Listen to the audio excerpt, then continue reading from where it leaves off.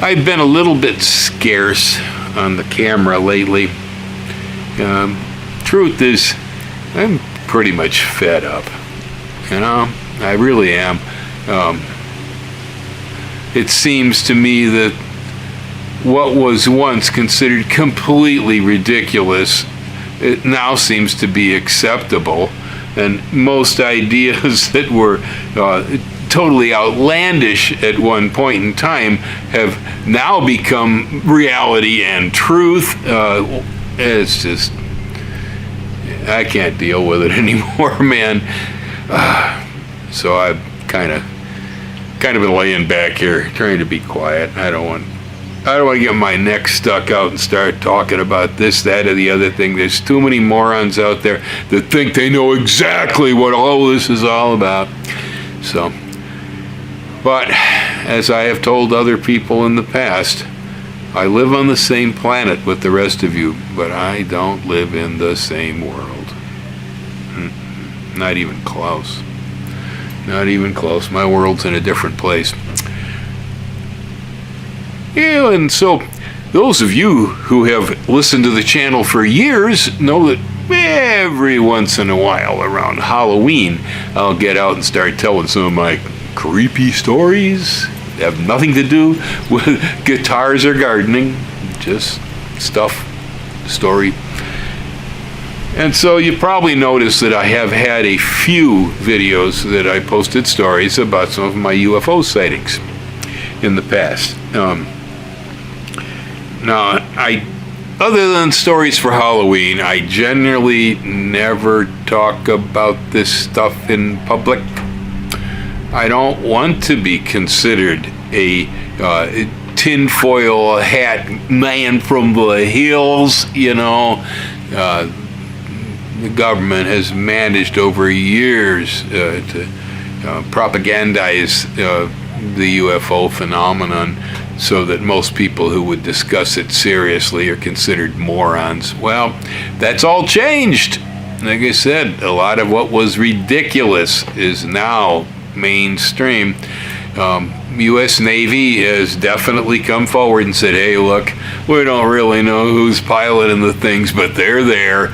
We didn't make them. The Russians didn't make them. It's not made in Mexico, and we can't catch them. We're out of their league, or they're out of our league. And so the government is finally, after all this BSing, has admitted that they know there's something flying around in the skies out there and we don't know what the heck it is. Now, it's a good possibility that it's some deep, dark, black level in our government. Somebody actually knows what's going on. That's very possible. But, as for the rest of us, like the guys piloting Navy fighter planes that have chased Tic Tacs around and such, we know it's there. And we know we didn't make it. And we know it's way beyond us, but most of us don't really have any idea exactly what it is. It's logical to assume that it doesn't really come from here. And that's a pretty good bet. So it's now come to the surface. We're actually beginning to disclose. It's the disclosure.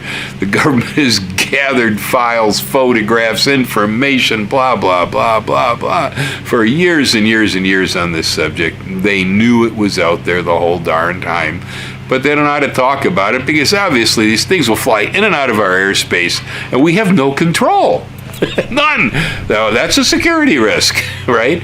And, we got the Air Force and the Navy and all these different forces out there that are supposed to be watching over us and making sure nothing gets in here. Well, they can't do anything about it. And when they're powerless, they don't even want to talk about it.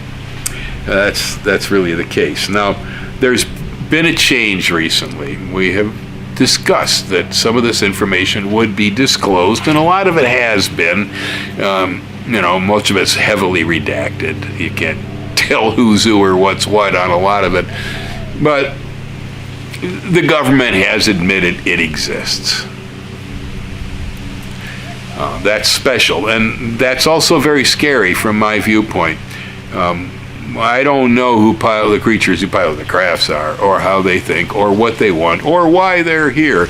But I know quite a bit about human beings and a fair amount about the U.S. government. And I think I know exactly what they're setting up to. We had the declaration in the last administration about the Space Force.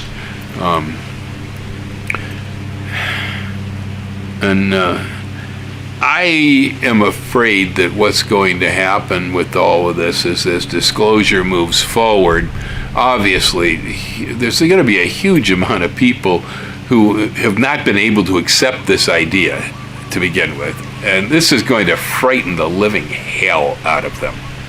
And so when you get scared people, you got masses that are able to be manipulated, and so governments can convince the citizenry of just about anything when the citizens become frightened.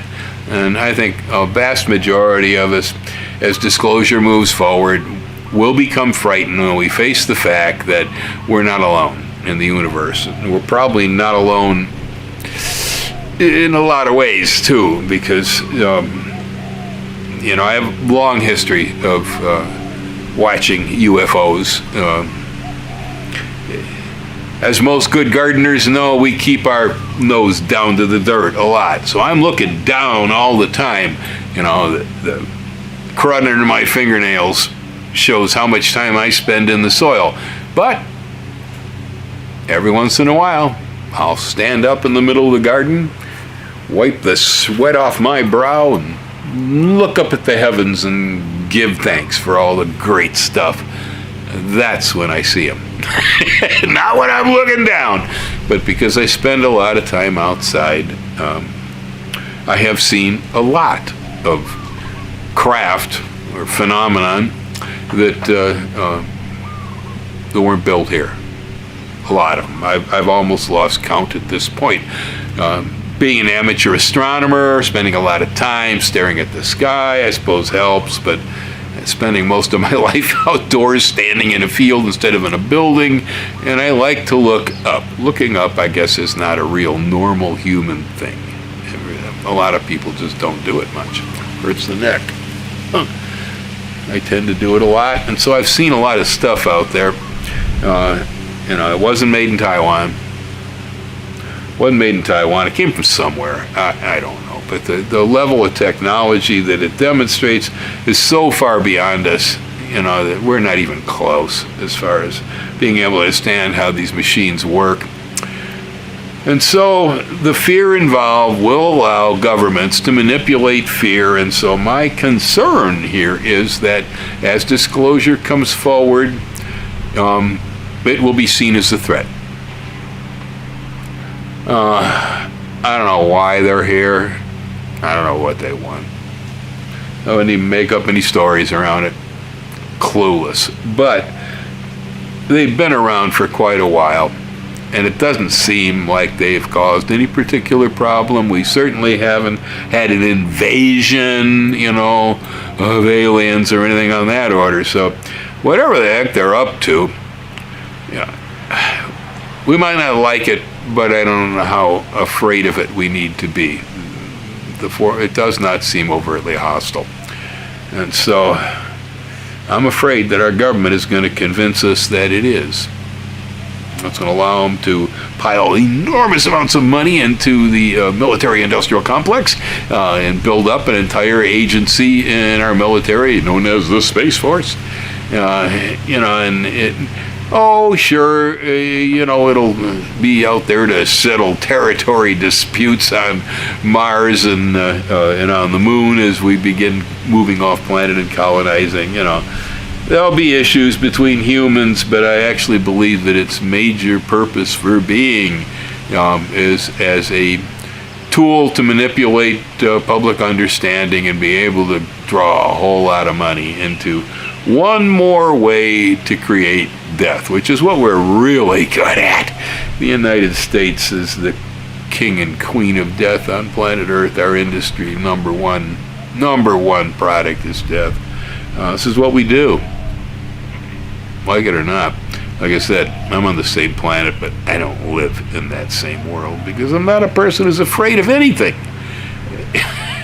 The worst thing that can happen to me is I can drop dead. I don't care whether I drop dead or not. It's not important to me. It's been a long life. It's been good. I'm okay. There's just one thing I don't like is pain. I hate pain. Hate pain. Yeah, pain and suffering is no good. No good. Otherwise, I'm really not afraid of much of anything. Not much. So, I don't react. I have my concerns, and like I said, I do believe that this one is going to probably be misused. That's my feelings. As most things usually are. If human beings have two choices, they'll usually make the wrong one first. That's Bill's law. Yeah, so there's a whole lot of other ridiculousness going on out there. Oh, God, I've never seen so much in my entire life. I really haven't. I guess social media, helps. It can propel these things where we used to have small town gossip, stuff, and now disinformation is turbocharged because of the internet, and it just runs rampant. And we don't teach critical thinking in our schools much. And this is a big problem. We're not taught to be that way because to have critical thinking means that you really have to step back and separate yourself from the ordinary common social reality. You have to say, well, now, we're in a situation where we're trained to be able to tend to accept things. That's it, that's our duty as citizens and so on. So, we don't have much critical thinking going on at all. Even in some of the people who complain about this, complain about that, this ain't right, that ain't right, it needs to be changed. A lot of it, if you look at it, there's a lot of flaws in the logic behind it. So, anyhow, I refuse to discuss most of the other ridiculousness I see out there in society. I'm afraid in a way that it will change our country forever. And I don't think it's going to change it in good ways. Current trend does not appear that we're heading in a good direction at all. And so it'll damage us from my point of view. But, I'm an old guy. I've been living for a long time here. And, I remember days when things were really rather different. They weren't the same as they are today. And so I kind of still live in my mind in the past as far as my judgments on what's real here. Every new person born every moment, whatever world they're born into, it's normal. That in itself kind of lays as the source of the problem. Human lifespan's pretty short, and things keep going like this a lot. Because we drop dead before we get old enough to be able to actually really gain a lot of wisdom. Age actually, it's got its downsides. It's kind of like being the pigs on Animal Farm, the book. It's kind of that way. You see a lot of things. You get to understand a lot of stuff that the younger people miss because they haven't seen it go around over and over. But the one weird that I am willing to discuss, because I don't care if you guys tell me I wear a tinfoil hat.